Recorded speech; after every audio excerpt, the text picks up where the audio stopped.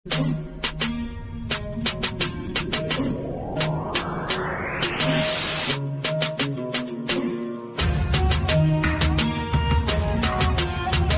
اسلام کے معزز دوستو، میں ہوں احسن شیراز اور آپ دیکھنے اور سننے والوں کو السلام علیکم۔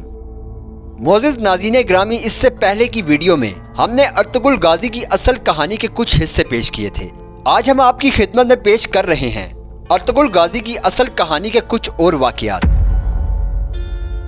معزز ناظرین گرامی، ارطغرل غازی اپنے قبیلے کے چھوٹے سے حصے کے ساتھ رقہ واپس جا رہا تھا۔ وہ اپنے بڑے بھائی سے معذرت کر دوبارہ کائی قبیلے کا حصہ بننا چاہتا تھا۔ ماں ہیما بھی اس کے ساتھ تھی۔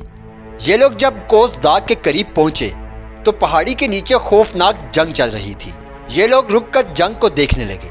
ارطغرل کے دماغ میں اچانک کوئی خیال آیا۔ اس نے اپنے گھڑ سواروں کو اشارہ کیا، خواتین اور بچوں کو پہاڑ پر چھوڑا اور یہ اپنے ساتھیوں کو لے کر جنگ میں کود پڑا۔ جون کا مہینہ تھا، خوفناک گرمی تھی۔ ارطغرل کے ساتھ صرف 2 گھڑ سوار تھے، لیکن یہ لوگ جب پہاڑ سے اترے اور دھول اڑی، یوں محسوس ہوا کہ بہت بڑا لشکر اتر آیا ہو۔ یہ لوگ نیچے پہنچے تو کئی گھڑ سواروں نے ارطغرل سے پوچھا، ہم نے کس کا ساتھ دینا ہے؟ ارطغرل نے مسکرا کر جواب دیا، مظلوم کا۔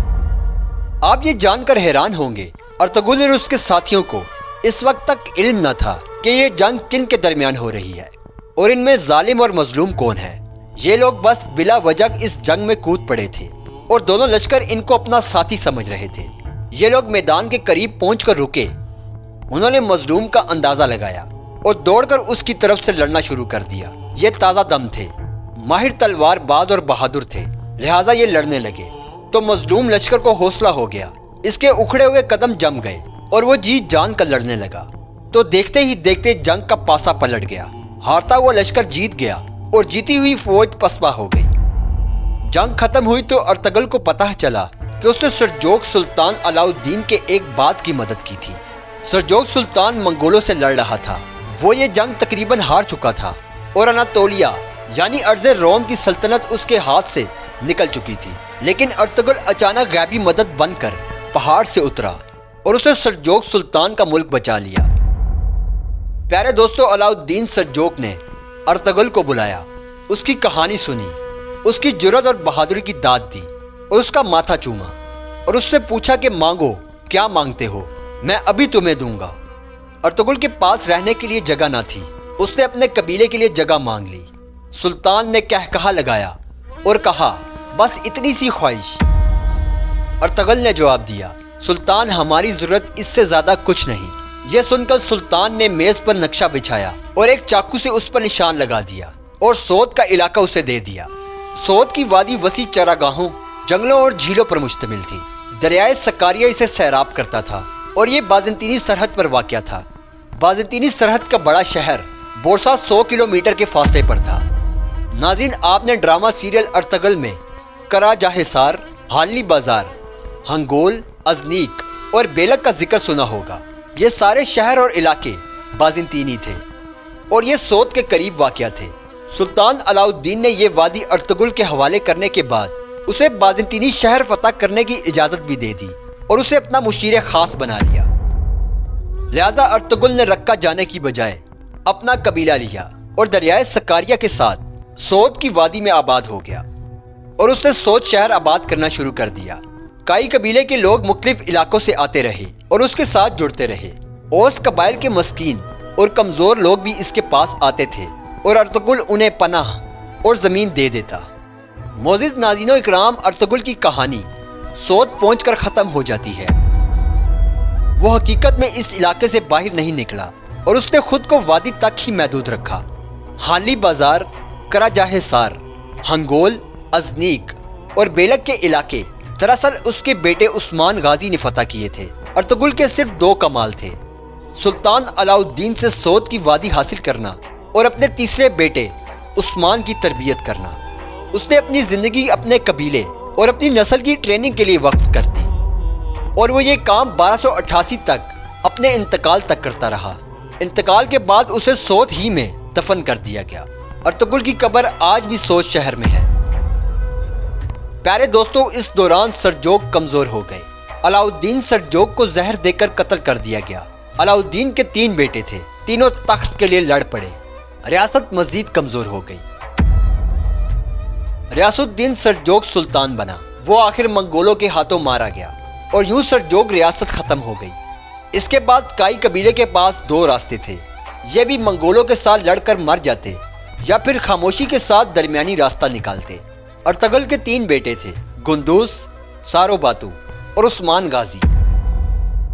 عثمان 1258 میں سوت میں پیدا ہوا تھا۔ یہ بہت سمجھدار اور بہادر تھا۔ اس نے قبیلے کو سنبھالا اور منگولوں کو حقیقت مان لیا۔ منگول بازنطینی ریاست تاراج کر رہے تھے اور بازنطینی کئی قبیلے کے بھی دشمن تھے۔ چنانچہ عثمان غازی نے منگولوں کے ساتھ معاہدہ کر لیا کہ یہ لوگ منگولوں پر حملہ نہیں کریں گے اور منگول ان سے سوت نہیں چھینیں گے، اور مزید یہ بازنطینیوں پر حملہ جاری رکھیں گے تاکہ منگول مشرقی یورپ میں اپنا قبضہ مضبوط کر سکیں۔ معزز دوستو، میں یہاں یہ بتاتا چلوں، منگول اس وقت تک مشرقی یورپ فتح کر چکے تھے۔ عثمان غازی کے پاس سرفروشوں کا ایک مضبوط دستہ تھا۔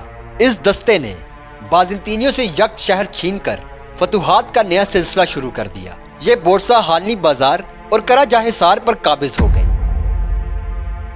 عثمان غازی کی 2 بیویاں اور 7 بیٹے تھے۔ اورحان عثمان کے تمام بچوں سے زیادہ ذہین اور بہادر تھا۔ وہ کئی لشکر میں شامل ہوا اور سپہ سالار بن گیا۔ عثمان غازی کی زندگی کی 2 بڑی خواہشات تھیں، ازنیک اور بورسا شہر فتح کرنا۔ یہ دونوں شہر 700 سال پہلے چھوٹے سے تھے، لیکن یہ اس کے باوجود عثمان غازی کی زندگی کی معراج تھے۔ لیکن اس قبیلے کے پاس ایک نسل پہلے خیمہ لگانے تک زمین نہ تھی۔ سوت شہر بھی ان لوگوں نے خود آباد کیا تھا۔ یہ وہ اس وقت کا چھوٹا سا گاؤں تھا، اس میں قلعہ اور فصیل تک نہ تھی۔ چنانچہ عثمان کی خواہش کے گھوڑے ازنیک اور بورسا جیسے شہر تک پہنچ کر رک جاتے ہیں۔ اورحان اپنے والد سے عشق کرتا تھا، چنانچہ اس نے اپنی زندگی اپنے والد کی خواہشات کے لیے وقف کر دی۔ بورسا شہر 1326 میں فتح ہو گیا۔ عثمان غازی اس وقت تک بوڑھا ہو چکا تھا، وہ بیمار اور لاغر تھا۔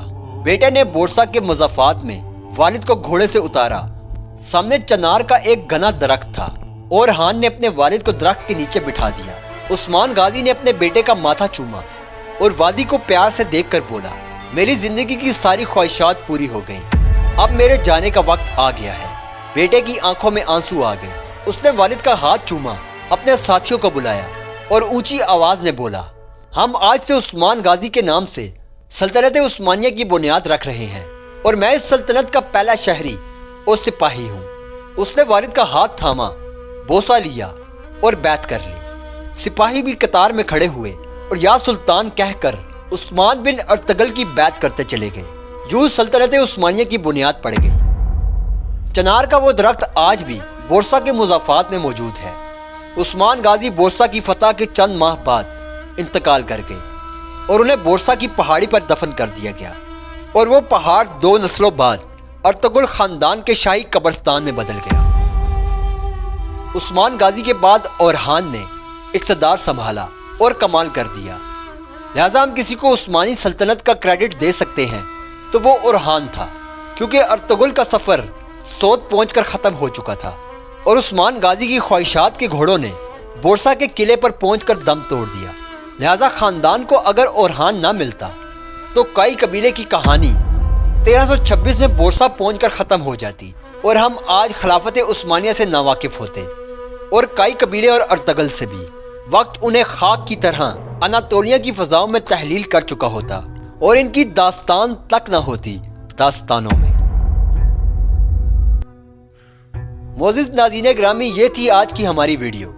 ہمیں پوری امید ہے کہ ہماری ویڈیو آپ کو بہت پسند آئی ہوگی۔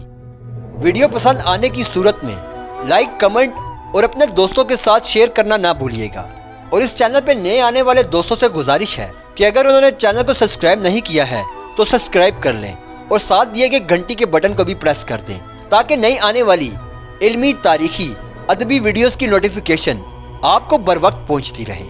اپنے بھائی احسن شیراز کو اجازت دیں اس امید کے ساتھ کہ آپ اپنا اور اپنے پیاروں کا بہت سارا خیال رکھیں۔